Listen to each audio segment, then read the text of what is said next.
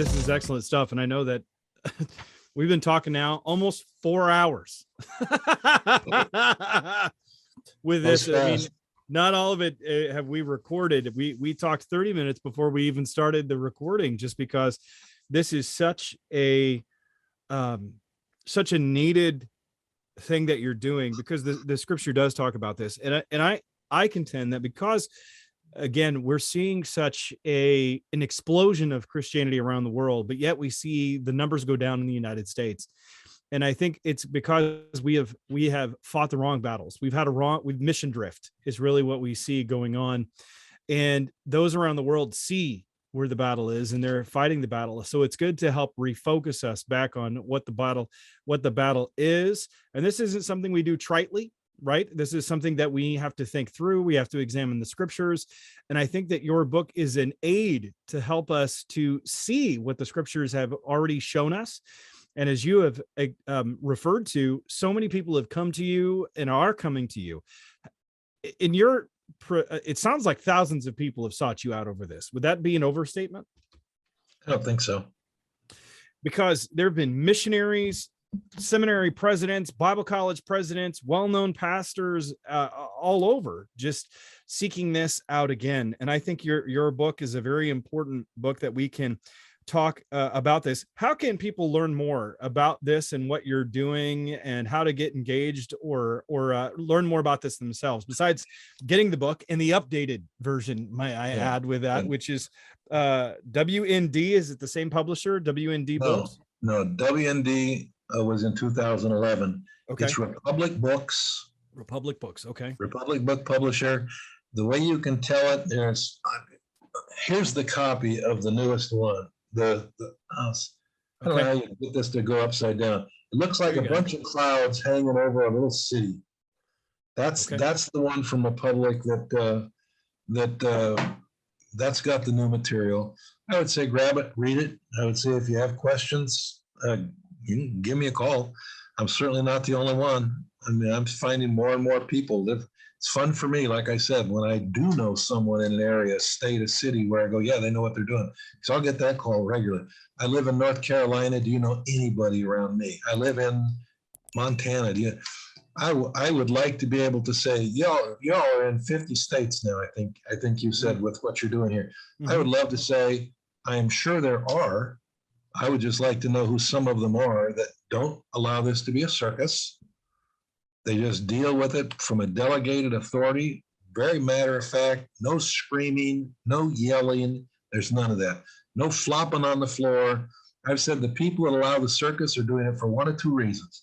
Either they don't know they can stop it, or they're using it as a way to draw attention to themselves, so people will go, man, that's the man or that's the woman. Look, it's always so exciting. I go, no, it actually just scares the people that are watching, and it scares the people involved. Why do you want to do that to them? I would love to say we've got people all over the country that are very comfortable. I have never said, I had someone call me last week, and he was so complimentary. I love your book. I've listened to it over and over. I've read it. I've got it on audio, and I've listened to it. And I'm going to call so-and-so and tell them that they've got to do this, because this is the way to do demonization, and they do not know what they're doing. And I said, brother, put the brakes on just a little bit. I said, I'm glad you've learned something. You appreciate this. But I said, I've never said what I deal with is the only way to deal with this. I mean, Neil Anderson works with it. There's so many. Tim, Warner, Marcus Warner, his son, you mentioned him. Get him on your program. Fred Dickinson, get him on your program. Dean Vandermeer from Set Free Ministry, get him on your program. I mean, there's people that are very, very good with this. Jason Turner in Spokane, he's very good with this. Doug Weber in the Spokane Post-Falter, very good. There's different ones around the country that know what they're doing. Down at Talbot, I mean, I'm sure there are some teachers afraid of it, but you've got some of the big shots down there. Hellerman is good. Greek prof. He's not afraid of this. Clint Arnold, I think his work in the book of Ephesians is as good as anything that's ever been done. He's not afraid of this. There's just different ones, but I would just like to see it where instead of being a man, is there any way we can figure out if there's someone that knows? I go, God, if you're going to allow demons to have, it seems like a freer hand. Would you also raise up more people that instead of running from this will actually stand on the authority they have? What I was saying earlier, I don't have a shingle. I mean, I work with transferable discipleship all the time. That's my trigger. That's my heart. You know, how do you lead people to Christ? How do you deal with assurance? How do you deal with forgiveness? How do you deal with questions, you know, inerrancy of scripture or creation evolution or, you know, how I love that kind of stuff. This just becomes one more thing I work with. Now, it's to the chagrin of some because they're going, I wish you had more time. I say, no, pastor first. It's to the joy of others going, you haven't allowed this to be just a one pony, one. I go, no. I say, deal for a pastor, missionary, I would just, any Christian, learning you have delegated authority and do not have to put up with demonic nonsense should be one more piece of pie in your pie. You can slice it in 6 pieces, 8 pieces, 12 pieces, 4 pieces. If each one of those represents something that it's your ministry pie, let the working with your mind just be one piece of the pie. When it comes up, deal with it. When it doesn't come up, don't go chasing it down. When you need evangelism to lead someone to Christ, deal with it. When you need assurance because they think they've lost their salvation, deal with it. In other words, it just becomes one, I call an arrow in the quiver, Travis. It's just one more arrow in my quiver that if I need it, I pull it out. If I don't need it, it's safe in that quiver. I want you to be sure if you, I want to take a cheap shot, but this is, I suppose, but I really, I told you, I am so impressed with Fred Dickinson's new book, Dangers of the Spirit World.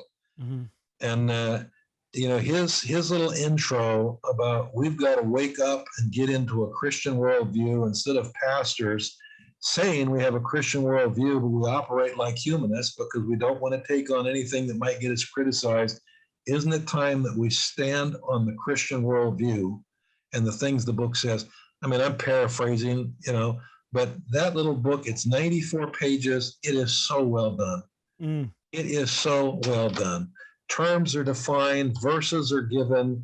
My comment to him was, I wish I'd have had this 40 years ago because it could have really focused me in on what's the real battle about. And I've read so many books on this stuff, you know, after a while, it's like most of them say the same thing over and over. And maybe that's good. Some of them, I don't even want to read them. I just go, this is a circus. Fred does such a great job in just going straight at it, very straightforward, very scripture-based. And if someone is looking for a Cliff Notes version of something to say, give me a fast overview on this. His is not, I mean, mine you say, it's almost a step-by-step, how do you recognize it, how do you work through it? I did that because I want people to be able to have something they can work with. Take it with you on vacation or whatever. Fred's is more of just an intro, but it is powerful. It really, The Dangers of the Spirit World, Fred Dickinson, came out this last year. It is excellent, brother.